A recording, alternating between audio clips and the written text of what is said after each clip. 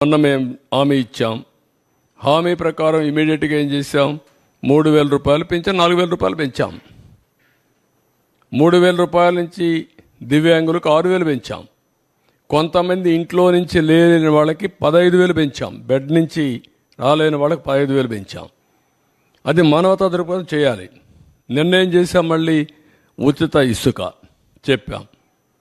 ఉచిత ఇసుక ఇస్తాను ఇచ్చాం. ఇప్పుడు దాన్ని కూడా కొంతమంది విమర్శిస్తున్నారు. అంటే ఎట్లా మాట్లాడుతున్నారంటే, ఉచిత ఇసుక అంటే మేము ఇసుక ఇంట్లో ఇస్తామని చెప్పామని మాట్లాడతారు. లేకుంటే నేనే మళ్ళీ ఇల్లు కూడా కట్టిస్తాను, లేకుంటే వాళ్ళ ఇంట్లో కూడా పొలాన్ని నేను పని చేస్తాను అని చెప్తారు. ఏం చెప్పమంటారు వాళ్ళని? ఇది రాజకీయం. ఆ రాజకీయాలన్నప్పుడు వాళ్ళకి వాళ్ళు చెప్పేది తప్పని చెప్పాలి.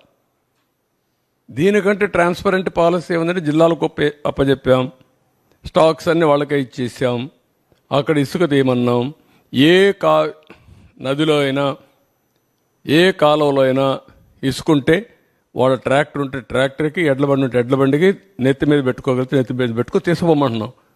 What more you want? మీరు పోయి ఎత్తపోండి, ఈయన కూడా పొమ్మనండి. వాళ్ళ ఊరికి పోయి ఒక ఎద్దుల బండి కట్టుకొని తీసుకుపోమని ఇంటికి. ఎవడొద్దన్నాడు? ఎవరు అడ్డపడతారు?